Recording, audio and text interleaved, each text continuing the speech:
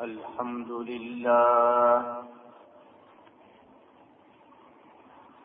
الحمد لله وكفى والصلاة والسلام على عباده الذين اصطفى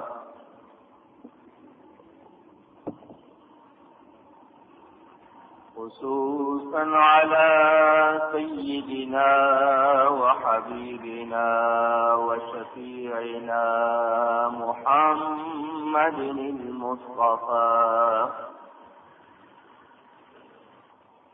وعلى آله وصحبه أولي الصدق والصفاء. أما بعد فأعوذ بالله من الشيطان الرجيم. بسم الله الرحمن الرحيم.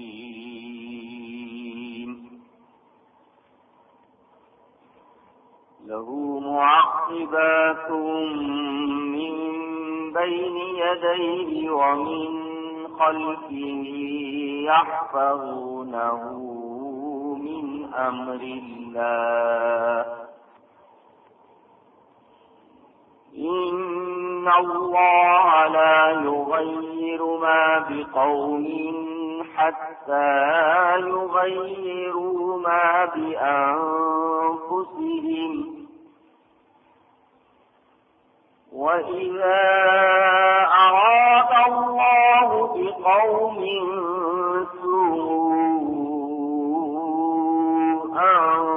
فلا مرد له وما لهم من دونه من وال. هو الذي يريكم البرق خوفا وطمعا وينشئ السحاب الثقال ويسبح الرعد بحمده والملائكة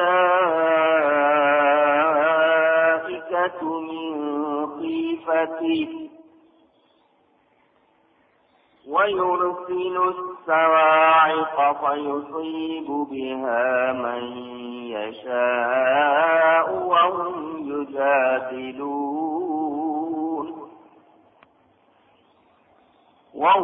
يجادلون في الله وهو شديد المحال.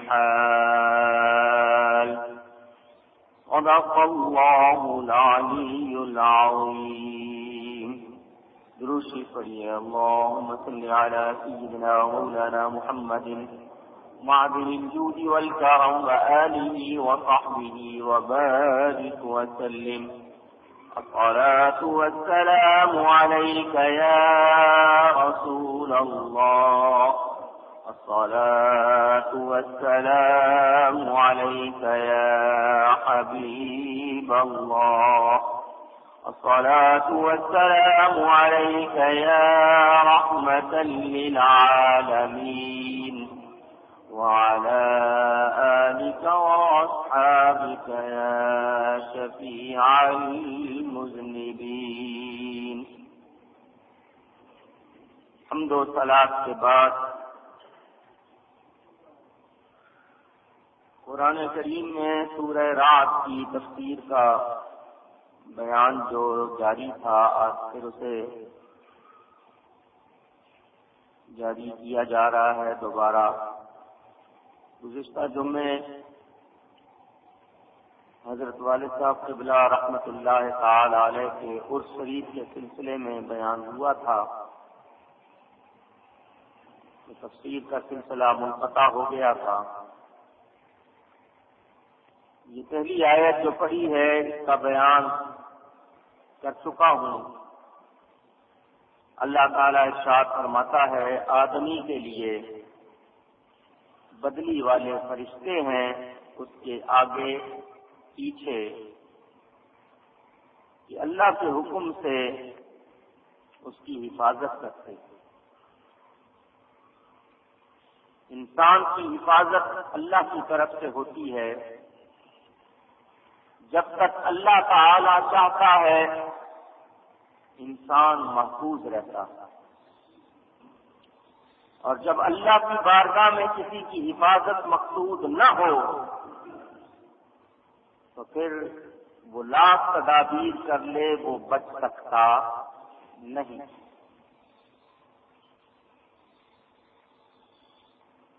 مجھے اور آپ کو یہ جان لینا چاہیے کہ انسان کی زندگی، دنیاوی زندگی ایک مدت تک ہے، اور اس میں ہم لوگ یہ سنتے رہتے ہیں کہ اذا جاء اجلهم لا يستأخرون ساعة ولا يستقدمون، کہ جب اجل آ جاتی ہے، وہ وقت آ جاتا ہے جب کسی نے اس دنیا سے جانا ہو، اس کی روح نے اس کے جسم سے نکلنا ہو، تو پھر ایک ساتھ آگے ہوتی ہے نہ پیچھے ہوتی ہے. پھر اس لمحے میں کوئی تبدیلی نہیں ہوتی. اور بعض مرتبہ ظاہری طور پر انسان اپنی زندگی سے مایوس ہو جاتا ہے اور یہ سمجھ لیتا ہے کہ اب میں گیا، لیکن وہ زندہ رہتا ہے، مر نہیں پاتا. کیونکہ اس لیے کہ اس کی اجل کی ساعت نہیں آئی ہوتی. جیسے حضرت پیر وارث شاہ صاحب نے جو مشہور ہیر لکھی ہے، اس میں بھی یہ شعر موجود ہے کہ ڈگ پین آسمان تو نہیں مرتے، قائم جنا دے رزق دیاں ٹھہریاں نے، کہ جن کا رزق زمین پر موجود ہے اور ابھی ختم نہیں ہوا، وہ اگر بلندیوں سے بھی نیچے گر پڑے تو وہ مرتے نہیں، کیونکہ ان کا رزق ابھی باقی ہے. اور جس کا رزق ختم ہو چکا، جس کا وقت ختم ہو چکا، پھر وہ بچتا نہیں. انسان کو اپنی حفاظت کی تدابیر اختیار کرنا منع نہیں ہے. بیمار ہو جائے تو یہ نہ سمجھے کہ اگر وقت نہیں آیا تو نہیں مروں گا لہذا دوا نہیں کرنی. نہیں، جس اللہ تعالی نے بیماری پیدا کی ہے اس نے اس کی شفا بھی پیدا کی ہے. کل داء دواء، ہر بیماری کے لیے دوا ہے. ہاں، آپ اس دوا تک پہنچے یا نہ پہنچے، اس دوا میں آپ کے لیے شفا ہے یا نہیں ہے، اس پر آپ کو اختیار نہیں ہے، لیکن آپ اپنے طور پر تدابیر اختیار کریں گے. اگر آپ کی بیماری کو دوا سے دور کرنا ہے تو اس دوا تک اللہ تعالیٰ آپ کو پہنچائے گا اور اس دوا میں آپ کے لیے شفا رکھے گا. ورنہ وہی دوا آپ کھاتے رہیں آپ کو کوئی فائدہ نہیں ہوگا، کیونکہ دوا میں اثر اللہ کی طرف سے ہوتا ہے. وہ چاہے تو اس میں اثر رکھے اور چاہے تو اثر نکال. دیکھیے، چھری کا کام کاٹنا ہے، آگ کا کام جلانا ہے. آگ جلاتی ہے، چھری کاٹتی ہے. آگ میں جلانے کا اثر اللہ نے رکھا، چھری میں کاٹنے کا اثر اللہ نے رکھا. یہ صلاحیت آپ کی اپنی نہیں یا چھری کی اپنی نہیں ہے. اسی آگ میں حضرت ابراہیم علیہ السلام کو ڈالا گیا مگر آگ میں نہیں جلایا. یہی چھری حضرت اسماعیل علیہ السلام کی گردن پر چلی مگر اس نے ان کو نہیں کاٹا. اللہ تعالیٰ نے آگ سے اس وقت حضرت ابراہیم کو جلانے کی خاصیت اور صلاحیت طلب کر لی اور چھری سے حضرت اسماعیل علیہ السلام کو کاٹنے کی صلاحیت طلب کر لی. جو اللہ صلاحیت رکھتا ہے، خاصیت رکھتا ہے، وہ نکال بھی سکتا. اس کے بارے میں ہم کسی شک شبے کے شکار نہیں ہوتے.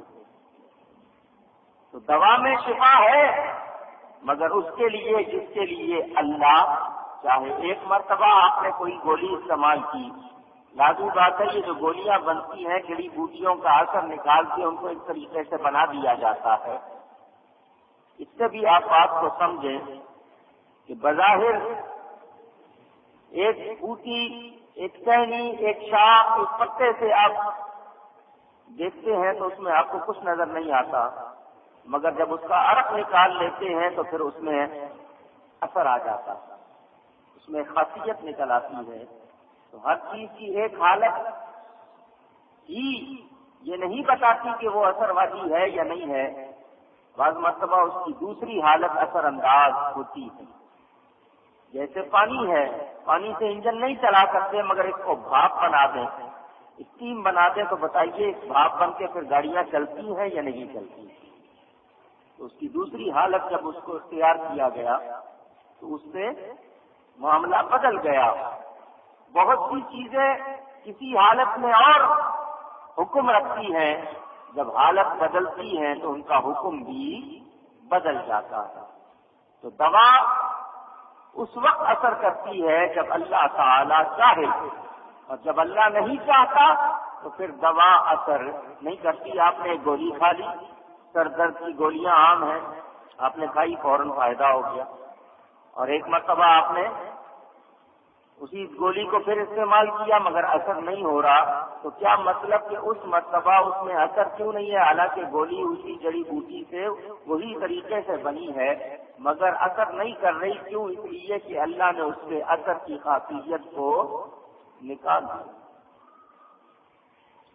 بعض مرتبہ آپ 20 دوائیں استعمال کرتے ہیں، آخر میں جا کے کسی ایسی دوا کے قریب پہنچتے ہیں کہ فوراً اثر کر جاتی ہے، پہلی 20 دوائیں اثر نہیں کرتی، حالانکہ سب میں اثر ہوتا ہے، مگر آپ کے لیے کب اور کس وقت کون سی دوا میں شفا ہے یہ آپ کو معلوم نہیں، آپ اپنے طور پر کر رہے ہیں، کون اثر کرے گی کون نہیں یہ اللہ جانتا ہے۔ تو اللہ تعالی جب چاہتا ہے خاصیت رکھتا ہے، جب چاہتا ہے نکال لیتا ہے۔ یفعل اللہ ما یشاء، وہ جو چاہتا ہے کرتا ہے، اس کے بارے میں ہم لوگ کوئی شک شبہ کر سکتے نہیں۔ تو پتہ چلا جب انسان کی حفاظت مقصود ہوگی تو انسان کو بچایا جائے گا، اس کو کچھ بھی نقصان نہیں ہونے پائے گا، اور جب انسان کی حفاظت مقصود نہیں ہوگی تو پھر اسے کوئی بچا سکتا نہیں۔ تو یہ جو فرشتے ہیں اللہ کی طرف سے ہیں، جب انسان کی حفاظت اللہ نہیں چاہتا تو ان فرشتوں کو روک دیا جاتا ہے، پھر یہ انسان کی حفاظت نہیں کرتے۔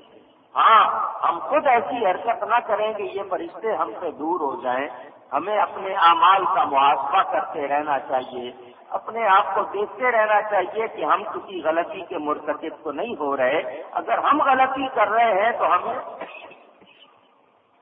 فوراً اپنی اصلاح کر لینی چاہیے، خود کو درست کر لینا چاہیے۔ اللہ تعالیٰ ارشاد فرماتا ہے ان اللہ لا یغیر ما بقوم حتی یغیروا ما بانفسہم، بے شک اللہ تعالی کسی قوم سے اپنی نعمت نہیں بدلتا جب تک وہ خود اپنی حالت نہ بدلے۔ امن، سلامتی، آشتی، عافیت یہ اللہ کی نعمتیں ہیں، لیکن امن کبھی چھن جائے، سلامتی کبھی ختم ہو جائے، عافیت باقی نہ رہے، آشتی باقی نہ رہے، تو پھر ہمیں سوچ لینا چاہیے کہ یہ ہماری ہی شامت اعمال ہے، ہمارے ہی گناہوں کی شدت، مسلسل نافرمانی اور اللہ اور اس کے رسول سے روگردانی کا نتیجہ ہے۔ اگر میں اور آپ وہ لوگ جو اللہ پر ایمان رکھتے ہوئے قرآن و حدیث کو مانتے ہیں، اسلام کے معنی تسلیم کرنا، گردن جھکا دینا، اگر ہم لوگ اللہ تعالیٰ کو اپنا خالق اور مالک مانتے ہیں، اس کی اطاعت لازمی جانتے ہیں، رسول کریم صلی اللہ علیہ وسلم کو مطاع مانتے ہیں، اور ان کی فرما برداری کرتے ہیں، انہیں فرما روا سمجھتے ہیں، تو پھر ہمیں چاہیے کہ ہم ان کی نافرمانی نہ کریں، اور اگر ہم نافرمانی کے مرتکب ہوں گے تو یہ گناہ ہوگا، اور جب اس گناہ کو مسلسل کرتے رہیں گے تو یہ ظلم ہوگا، اور بعض مرتبہ انسان کفر تک پہنچ جاتا ہے، اور گناہ کو گناہ نہ سمجھنا یہ تو بہت بڑا گناہ ہے، اتنی بڑی غلطی ہے کہ اس کے بعد پھر انسان کے پاس توبہ اور اصلاح کے لیے بھی سمجھ اور عقل شعور باقی نہیں رہتا، وہ اپنے آپ کو درست سمجھتا رہتا ہے۔ تو مجھے اور آپ کو جان لینا چاہیے کہ جب ہم نافرمانی مسلسل کرتے رہتے ہیں، گناہوں کی دلدل میں اپنے آپ کو دھساتے اور پھنساتے رہتے ہیں، تو بظاہر یہ سمجھتے ہیں کہ ہم نے کوئی گناہ نہیں کیا اور کیا تھا تو ختم ہو گیا، اور معافی بھی نہیں مانگتے، توبہ بھی نہیں کرتے، تو پھر اچانک پکڑ ہو جاتی ہے۔ اللہ تعالی ہمیں ایسی پکڑ سے بچائے اور سچی توبہ کی توفیق عطا فرمائے، دنیا و آخرت میں زوال نعمت سے، ذلت اور رسوائی سے بچائے۔ لیکن ہم لوگ ابھی تک ایسی دعاؤں کے باوجود اپنے اندر اصلاح پیدا نہیں کرتے۔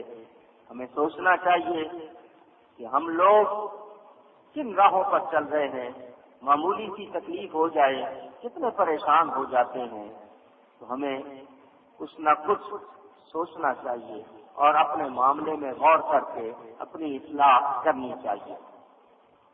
اگر ہمیں اپنی حالت بدلنے کا خیال نہیں ہوگا تو پھر جب ہم اپنی حالت نہیں بدلیں گے تو اللہ پھر ہم سے منہ پھیر لے گا۔ اس کا کیا مطلب کہ پھر اللہ کی رحمت ہمیں حاصل نہیں ہوگی۔ انسان کو اللہ کی رحمت اسی وقت ملے گی جب کہ وہ اس کا طالب ہوگا، اس کے لیے کوشش کرے گا۔ یہ ٹھیک ہے کہ دوسروں کی برکت سے ہمیں بھی رحمتیں مل جاتی ہیں، مگر ہمیں فائدہ کب ہوگا جب ہم خود اس کے طالب ہوں گے اور اس کے لیے ذوق اور شوق رکھیں گے، اپنے آپ کو درست رکھنے کی کوشش کریں گے۔ ورنہ آپ کے سامنے حالات ہیں، کراچی شہر نے آپ کے سامنے منظر پیش کر دیا کہ یہی وہ شہر اور یہی وہ ملک جس کو قربانیاں دے کر حاصل کیا گیا، ہندو اور انگریز کی غلامی سے نجات چاہی گئی کہ یہاں اسلام کے مطابق آزادانہ بسر کریں گے، مگر معلوم یہ ہوا کہ ہندو اور انگریز سے جسمانی طور پر تو آزادی حاصل کر لی، ذہنی آزادی ابھی تک حاصل نہیں کر پائے، اور گناہوں کی اسی دلدل میں ابھی تک ہم دھسے ہوئے ہیں، اور ہم لوگ اسی طرح اپنے سلسلے جاری رکھتے ہوئے ہیں، جس کا نتیجہ ہمارے سامنے آ گیا کہ اسی ملک میں اسلام کے خلاف باتیں کی جانے لگی، جلوس نکالے جانے لگے، شریعت کی مخالفت کی جانے لگی، طبیعت کی غلامی کی جانے لگی، جس کا نتیجہ یہ آیا کہ اب طرح طرح کی مشکلوں میں ہم گرفتار ہیں، امن ہم سے چھن گیا، اخوت اسلامی بھائی چارہ ہم سے چھن گیا، یہ برادرہڈ، یہ آپس میں ایک دوسرے سے جو ایمانی محبت تھی اب اس کی جگہ نفرت نے لے لی ہے، بھائی بھائی کا دشمن ہو رہا ہے، مہنگائی ہے، خوف ہے، پریشانی ہے، دہشت گردی ہے، سکون نہیں ہے، یہ سب کیا ہے؟ یہ ہماری نافرمانیوں کا نتیجہ ہے جو ہمارے سامنے، لیکن ابھی بھی ہم اس کو پوری طرح سمجھ نہیں پائے، اور یہی سمجھتے ہیں کہ شاید کوئی کرشمہ ہو جائے گا اور ہم اپنے آپ کو اس کیفیت سے نکال لیں گے اور پھر وہ سب کچھ معاملہ درست ہو جائے گا۔ تو ہمیں یاد رکھنا چاہیے کہ کبھی کبھی ایسی آفت بھی آتی ہے کہ بروں کے ساتھ اچھے بھی اس کا شکار ہو جاتے ہیں۔ کیوں؟ اس لیے کہ جب تک گناہ چند افراد تک محدود رہتا ہے، بات چھپی رہتی ہے، ڈھکی رہتی ہے، اور جب پوری ملت گناہ میں مبتلا ہو جائے تو پھر سب پر عذاب آ جاتا ہے، پھر سب مصیبت کا شکار ہوتے ہیں۔ تو مجھے اور آپ کو کسی اور وقت کا انتظار کرنے سے پہلے پہلے اپنے آپ کو درست کر لینا چاہیے اور جان لینا چاہیے کہ یہ امن، یہ سلامتی، یہ عافیت، یہ محبت، یہ اخوت اگر اللہ کی نعمت ہے اور ہمارے لیے یہ بہتری ہے تو ہم اسے اپنے ہاتھ سے نہ جانے دیں۔ کوشش کریں ہم لوگ اپنی اصلاح کر کے ان نعمتوں کو خود میں باقی رکھیں، کہیں ایسا نہ ہو کہ یہ نعمتیں ہم سے چھن جائیں اور ہم تباہ و برباد ہو جائیں۔ انسان مہلت سے فائدہ اٹھائے اور توبہ اور استغفار کر کے اپنے آپ کو گناہ سے پاک اور صاف کر لے۔ یہ نہ ہو کہ وہ مہلت کو غلط استعمال کر کے اپنے گناہ میں اضافہ کرے۔ ہم سب کو اس معاملے میں بہت زیادہ غور کرنا چاہیے اور ہر لمحے یہ یاد رکھنا چاہیے، نہیں معلوم کون سا وقت آخری وقت ہو۔ جو سانس اندر گیا ہوا ہے، جو ہوا اندر گئی ہوئی ہے، پتہ نہیں وہ باہر آئے گی یا نہیں، اور جو باہر ہے وہ پتہ نہیں اندر جائے گی یا نہیں۔ تو مجھے اور آپ کو ہر لمحے اپنا احتساب کرتے ہوئے، محاسبہ کرتے ہوئے اپنی اصلاح کرتے رہنا چاہیے۔ اللہ تعالیٰ ارشاد فرماتا ہے وَإِذَا أَرَادَ اللَّهُ بِقَوْمٍ سُوءًا فَلَا مَرَدَّ لَهُ، اور جب اللہ کسی قوم سے برائی چاہے تو وہ پھر نہیں سکتی۔ کیا مطلب؟ کہ جب کوئی اپنے ایسے حال کو پہنچ جائے کہ اللہ تعالیٰ اس قوم سے کوئی رعایت نہ چاہے تو پھر عذاب سے، اللہ کی پکڑ سے اسے کوئی بچا سکتا نہیں۔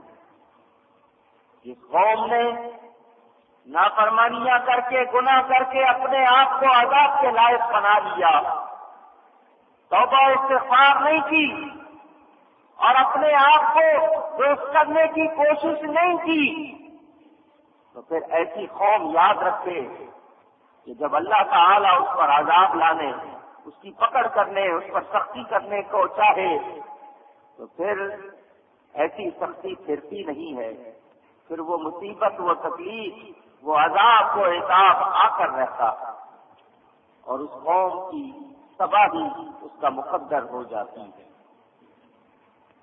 میرے دوستوں اور بزرگوں، میں آپ کو پہلے سنا چکا ہوں، بلم باعور کا قصہ سنا چکا ہوں۔ بنی اسرائیل کا عابد و زاہد تھا، جب اس نے دنیا کی خاطر، دنیا کے مال کے لیے اللہ کی فرما برداری سے، اللہ کی رضا سے منہ موڑا تو اس کا نتیجہ کیا ہوا؟ اس کی ساری عمر کی محنت برباد ہو گئی۔ شیطان کو دیکھیے، اپنے آپ کو مواحد کہتا تھا، عقیدہ توحید یعنی اللہ کو ایک ماننا اور ایک جاننا، اس میں اس نے کبھی فرق نہیں کیا تھا، اللہ کو ایک ہی مانتا تھا، ایک ہی جانتا تھا، توحید پر قائم تھا، اپنے آپ کو معلم الملکوت سمجھتا تھا، فرشتوں کے سامنے درس بیان کرتا تھا۔ ان ساری باتوں کے باوجود جب اس نے اللہ کی نافرمانی کی تو 6 لاکھ برس کی عبادت بھی کام نہ آئی، اس کا عقیدہ بھی کام نہ آیا، اس کی عبادت بھی کام نہ آئی، اس کا علم بھی کام نہ آیا، اس لیے کہ اس کو اللہ کا فضل شامل حال نہیں تھا، اس کے پاس ایمان نہیں تھا۔ تو مجھے اور آپ کو جان لینا چاہیے کہ ہم یہ سمجھیں کہ 40، 50، 60، 70 سال محنت کی ہے کچھ نہیں ہوگا، نہیں، ہر لمحے جس نے زیادہ محنت کی ہو اس کو تو زیادہ احتیاط کرنی پڑتی ہے، جتنی دولت زیادہ جمع کی ہوگی اتنی ہی احتیاط بھی زیادہ کرنی ہے، جتنا نیکیاں زیادہ جمع کی ہیں ان کی احتیاط کی فکر بھی اتنی ہی کرنی ہوگی، گناہ زیادہ کیے ہوں گے تو ڈرنا بھی اتنا ہی زیادہ ہوگا۔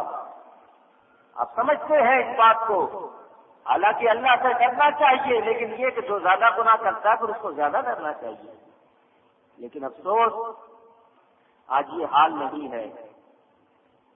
میرے دوستوں اور بزرگوں، میں پہلے کہہ چکا ہوں، کوئی بیمار ہو جائے تو اس کو علاج کرنا منع نہیں ہے، مصیبت آ جائے تو دعائیں کرنا منع نہیں ہے، لیکن یاد رکھے کہ ایسی تدبیریں تقدیر کے خلاف اس وقت نہیں پڑیں گی جب اللہ ارادہ کر لے گا۔ جب اللہ چاہے گا، اگر اللہ کا ارادہ ہے، وہ میں بات سمجھنے کے لیے کر رہا ہوں، اللہ کا ارادہ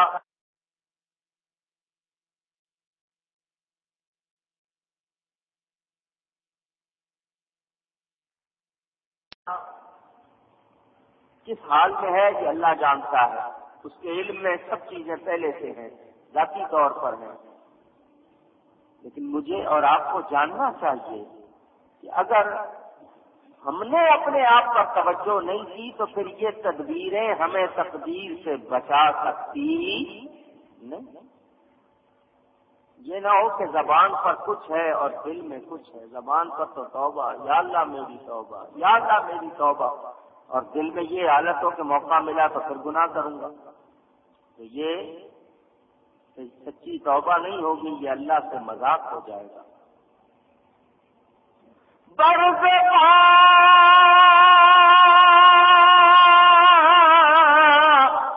تسبیح کر دل گاؤ کر سنی تسبیح سے دارت اثر۔ مولانا روم رحمۃ اللہ علیہ فرماتے ہیں زبان کے اوپر تو اللہ پاک ہے، سبحان اللہ، الحمدللہ، اللہ اکبر، کلمہ پڑھ رہا ہے، توبہ استغفار ہے، اللہ کی پاکی بیان کر رہا ہے، بر زبان تسبیح پاکی بیان کرنے کو کہتے ہیں۔ زبان پر تو تسبیح اور در دل گاؤ کر، دل میں گائے اور گدے کا خیال، دل میں بری چیزوں کا خیال، دل میں برائی ہے، زبان پر پاکی ہے، تو وہ ایسا شخص جس کی زبان پر کچھ ہے اور دل میں کچھ ہے، وہ سنے ای چنی تسبیح کے دارت اثر، اس طرح کی تسبیح کیسے اثر کر سکتی؟ حالت تو یہ ہو کہ اگر زبان پر اللہ کا نام ہے تو دل کی دھڑکن بھی اللہ اللہ کرتی نظر آئے، اس کے دل میں بھی اس کا اثر ہونا چاہیے۔ دل میں دنیا ہو اور زبان پر کچھ اور ہو تو پھر ایسا معاملہ درست نہیں ہوتا۔ مشہور واقعہ نا، وہ ایک مولوی صاحب نماز پڑھا رہے تھے، پیچھے کوئی اور صاحب آ کے کھڑے ہو گئے، آگے بھی مولوی صاحب، پیچھے بھی ایک مولوی صاحب آ کے کھڑے ہو گئے، بظاہر مولوی، صوفی، پیر، جو بھی آپ کہہ لیں، الگ الگ نام ہے، کام ہے۔ آگے امام بھی اللہ والا تھا، پیچھے مقتدی بھی اللہ والا تھا۔ جب جماعت ختم ہو گئی تو پیچھے والے جو بزرگ تھے انہوں نے امام صاحب کو کہا کہ تو جس کی پوجا کرتا ہے وہ میرے پاؤں کے نیچے، تو نے جس کی پوجا کی ہے، تیرا دھیان جس میں ہے وہ میرے پاؤں کے نیچے۔ لوگوں کو بڑا غصہ آیا، نماز تو اللہ کی پڑھتے ہیں، پوجا تو اللہ کی کرتے ہیں، اور اس نے کیا الفاظ کہہ دیے؟ لیکن یہ تو ان کی شکل دیکھ کے، ان کی حالت دیکھ کے، کیونکہ لوگ جانتے تھے کہ یہ اللہ والے ہیں، کسی نے جرأت نہیں کی ان سے بات کو سمجھنے پر توجہ دی کہ سمجھو گے بزرگوں نے کیا کہا۔ کوئی سمجھدار تھا، اس نے مولانا صاحب سے پوچھ دیا، مولوی صاحب جب نماز پڑھا رہے تھے دھیان کدھر تھا؟ ان کا دھیان اس طرف تھا کہ بچیاں جوان ہو گئی ہیں، پیسے نہیں ہیں، شادی کرنی ہے، تو پیسوں کی طرف دھیان تھا۔ ان کا وہ کہہ گئے پاؤں کے نیچے جہاں وہ کھڑے تھے زمین کو کھودو، نیچے کھودا گیا تو نیچے سے دولت نکل آئی۔ تو وہ تجھے بتا گئے ہیں کہ تو نماز میں جس کی طرف دھیان لگائے ہوئے تھا وہ میرے قدموں کے نیچے۔ اس سے اندازہ کر کہ بظاہر یہ میری آپ کی تعلیم کے لیے ہے کہ بظاہر نماز پڑھ رہے ہیں، روزہ رکھ رہے ہیں، زکات دے رہے ہیں، حج کر رہے ہیں، صدقہ خیرات کر رہے ہیں، تسبیح پڑھ رہے ہیں، دعا کر رہے ہیں، ذکر کر رہے ہیں، دل کدھر لگا ہوا، دھیان کدھر ہے؟ اگر دھیان میں دنیا ہے، یہ گھوڑے گدھے کا حال ہے، دنیا کے جانوروں کی طرح نجاست اندر ہے، تو پھر ایسی تسبیح اثر نہیں کرتی۔ تسبیح کب اثر کرے گی؟ جب ہم سچے دل سے اللہ کو یاد کریں گے، ہماری تسبیح میں اور اللہ والوں کی تسبیح میں یہی فرق ہے، ہماری دعا میں اور اللہ والوں کی دعا میں یہی فرق ہے۔ مجھے اور آپ کو سمجھ لینا چاہیے، اگر ہم چاہتے ہیں کہ ہماری زبان سے اللہ کا نام نکلے اور ہمیں فائدہ ہو، تو پھر ہم جان لیں کہ ہمیں اپنے دل کی حالت کو درست کرنا چاہیے، اور اگر دل کی حالت درست نہیں ہے تو مجھے اور آپ کو تسبیح کا کوئی فائدہ ذرا اونچی کہہ دیجیے، اور آپ چاہتے ہیں کہ فائدہ نہیں ہو؟ پوچھ رہا ہوں آپ، اتنی محنت سے آپ تسبیح خریدتے ہیں، جو بھی حج کرنے جائے، عمرہ کرنے جائے، زیارت کرنے جائے، تبرک لانا بھائی لازمی بات ہے، بھلے سے تسبیح پاکستان سے گئی ہو، پھر کے وہاں سے آ جائے، چلو ہوا لگ گئی، تبرک ہو گئی، وہاں کی ہوا لگ گئی۔ دوسرے ملکوں سے آتی ہیں، وہاں کی مقامی تو بہت کم ہوتی ہیں، دنیا بھر سے جاتی ہیں، ہوا لگ کے آ گئی، تبرک ہو گیا۔ لوگ بند کی بند تھیلیاں لے آتے ہیں، کم از کم ہوا تو لگوا لیا کرو۔ ایک بند تھیلی آئی مثلاً جاپان سے آ گئی، آپ نے خرید لی، اسی طرح لے آئے، اس کو ہوا بھی نہیں لگی تو فائدہ کیا ہوگا؟ وہ تو جاپان سے سیدھی پاکستان آ گئی، کم از کم وہاں مدینے کی ہوا تو لگ جائے اسے، تبرک ہونے کی کوئی تو علامت ہے، چلے جی لے آئے۔ دوسرے کو دی، اس نے لے کے جناب کیل پہ ٹانگ دی، کہیں سجا دی، آپ نے تسبیح نہیں پڑھی، ہاتھ کی انگلیوں کی کوڑوں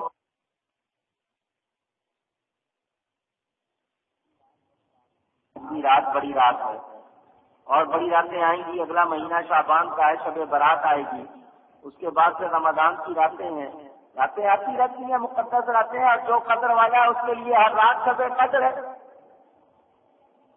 تو آپ نے جاگنا، ذکر کرنا آپ کو پسند ہے، عبادت کرنا، تسبیح پڑھنا پسند ہے، نماز کے بعد 33 مرتبہ سبحان اللہ، 33 مرتبہ الحمدللہ، 34 مرتبہ اللہ اکبر پڑھا سکتی ہے، فاطمہ مشہور ہے، پڑھی جاتی ہے، صبح و شام پڑھی جاتی ہے، اس کے علاوہ بے شمار مرتبہ تسبیح پڑھی جاتی ہے۔ تو مجھے اور آپ کو یاد رکھنا چاہیے کہ اگر ہم تسبیح پڑھ رہے ہیں اور دل میں ہم نے گندگی رکھی ہوئی ہے، اس گندگی سے مراد کیا ہے؟ یہ گاؤ اور کیا چیز ہے؟ معلوم ہوا دنیا کی دولت کمانے کے لیے تسبیح پڑھ رہے ہیں،